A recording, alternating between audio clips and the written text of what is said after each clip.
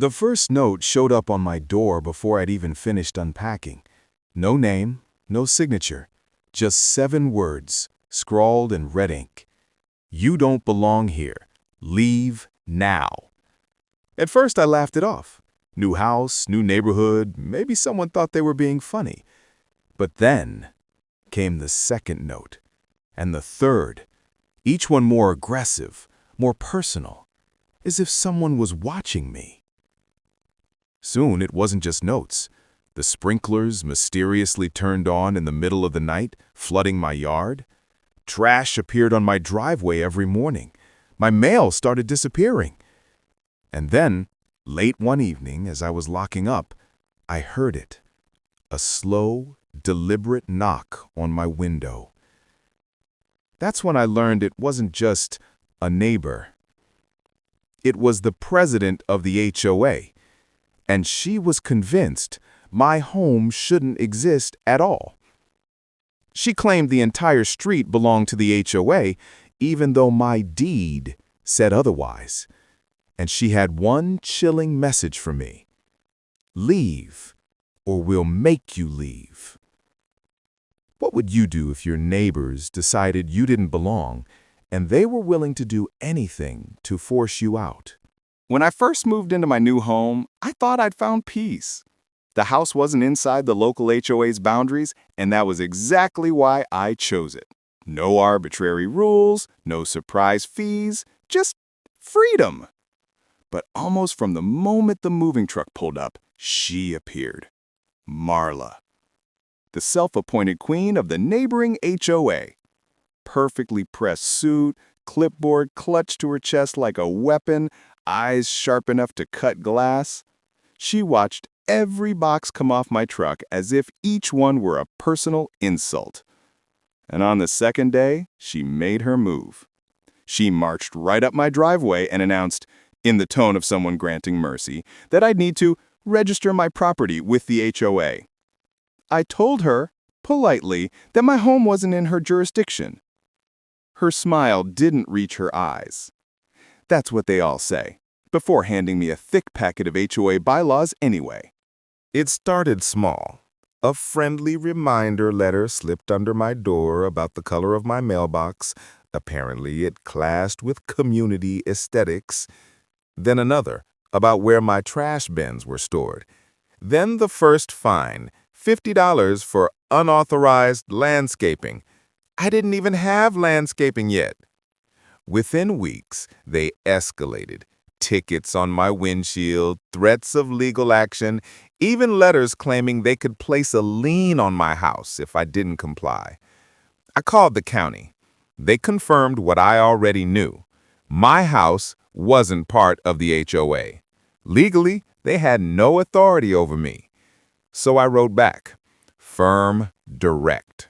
I told them to leave me alone. That's when it turned ugly. They started patrolling past my house like vultures, slowing down to take photos. Marla confronted my delivery driver in the street, demanding he report who he was bringing packages to. One night, I came home to find a notice duct-taped to my door. Failure to comply will result in further action. No explanation, no signature. It felt like living under siege, and I was alone. Or at least it felt that way. Neighbors avoided eye contact. Conversations stopped when I walked by. The HOA had ruled this place for years through fear, and now I'd become the example. But the more they pushed, the more something inside me hardened. I wasn't going to back down. I wasn't going to be run out of my own home. So I started documenting. Every letter, every fake fine, every photo they took. I installed cameras. I gathered public records showing my property was outside their jurisdiction. And when they sent me a formal cease and desist ordering me to stop painting my own porch, I sent back a cease and desist of my own from a lawyer. That's when they crossed the line. They held an HOA meeting about me. They told the entire neighborhood I was a problem homeowner, a legal threat, someone trying to destroy the community. People I'd never even met began treating me like an enemy. It was no longer about rules or property lines. This was war, and I was ready to fight. The courtroom was ice cold, and not just from the air conditioning. Rows of neighbors filled the gallery seats, whispers like dry leaves swirling through the air.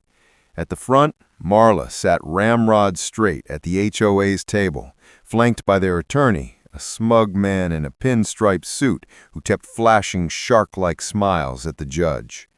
And then there was me, sitting alone, palms sweating as I stacked my evidence folders like bricks in a wall. This was it, the moment everything had been building toward. Months of harassment, thousands in bogus fines, endless nights of fear and fury. And today, it all came to a head. The HOA's lawyer went first. He thundered about community cohesion and rules maintaining property values. He painted me as a dangerous rebel undermining the neighborhood's stability. Marla nodded solemnly beside him, occasionally shooting me quick little smirks like she'd already won. But then it was my turn, and I didn't hold back. I walked the judge through every fake citation, every threatening letter. I showed video of Marla trespassing to photograph my porch. I presented the county land survey proving, beyond any possible argument, that my property had never been included in the HOA boundaries. The courtroom grew so quiet you could hear the hum of the fluorescent lights. Then I dropped the bomb. I had obtained the HOA's financial records through a subpoena, and buried inside them were forged invoices, phantom charges, thousands of dollars unaccounted for. The judge's eyebrows shot up. The gallery gasped. Marla's face went white. Their lawyer tried to object, but it was too late. The judge slammed her gavel and called for a recess. When we returned, the tone of the entire room had changed. The judge was furious, not at me, but at them. She grilled the HOA on their overreach, their finances, their fabricated authority. Their lawyer stammered. Marla just sat frozen, clutching her pen like it was the only solid thing left in the world. And then, like a blade falling, the ruling came down. The HOA had no jurisdiction over my property. Every fine, every threat, every action against me, void. The HOA was fined for harassment and ordered to undergo financial audits. Marla herself was found personally liable for defamation and targeted harassment. Her mouth opened soundlessly. No words came. I had done it. I had beaten them. The gavel struck, echoing like thunder, and the courtroom erupted, half in applause, half in stunned silence. As I walked out into the sunlight, people parted around me. Some stared, some smiled, some just stood, stunned, like they had watched a tyrant fall. And maybe they had. But deep down, I knew this wasn't the end. It was just the turning point. The real battle, the one for the soul of this neighborhood, was only beginning. The ruling sent shockwaves through the neighborhood. Within days, the HOA started to crack from the inside. The court-ordered audit exposed everything. Years of sloppy bookkeeping, maintenance fees that vanished, and fabricated violation fines issued just to plug budget holes. Marla resigned in disgrace. 2 more board members followed. The HOA board, once feared like a miniature government, had become a sinking ship. For a while, there was no board at all, no patrols, no violation letters. And something incredible happened. The neighborhood relaxed. Lawns grew a little wild. Kids rode bikes on sidewalks again.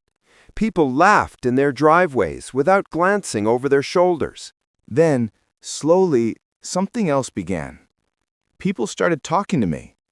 Neighbors who had once avoided eye contact now came by to thank me.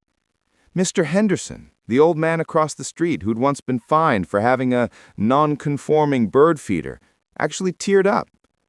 "I didn't think anyone could ever stand up to them," he said quietly. "I thought that's just how it had to be." Others came with their own stories, secret battles, sleepless nights, years of quietly paying fines just to avoid conflict. And they weren't afraid anymore. They wanted change. So they organized. They pushed for new elections, a new board, new rules. They asked me to run. At first I said no. After everything, I just wanted peace. But I realized something. If good people stayed out of power, it would just leave a vacuum for the next Marla to fill. So I ran. The campaign was wild. Flyers, posters, neighbors debating bylaws under street lamps at midnight. But when the votes were counted, nearly the entire board was replaced. We rewrote everything, simplified the rules, made all finances public, ended petty fines, restored transparency. The neighborhood transformed. People smiled again. Kids played. The fear was gone. And somewhere in the middle of it all, I realized I had changed too. I had come here just wanting to be left alone. Now, somehow, I was leading a community. The story spread. Local news covered it, then regional. Soon, I was getting emails from strangers in other states, trapped in their own HOA nightmares, thanking me for showing it was possible to fight back. And every time I replied, I told them the same thing: you're not alone. Because that's what the HOAs count on: our silence, our isolation, our fear. The second you speak, the second you stand up and say, "This isn't right," their power starts to crack. A year after the verdict, I walked past Marla's old house. She'd sold it quietly. It sat dark and overgrown, weeds creeping through the walkway. It should have felt like victory, but it just felt peaceful. Because it was never really about beating her. It was about freeing this neighborhood from fear, about proving that rules don't make a community, people do. And now, finally, this place felt like home. They told me I didn't belong here. Now, this place is finally what it was meant to be: a home.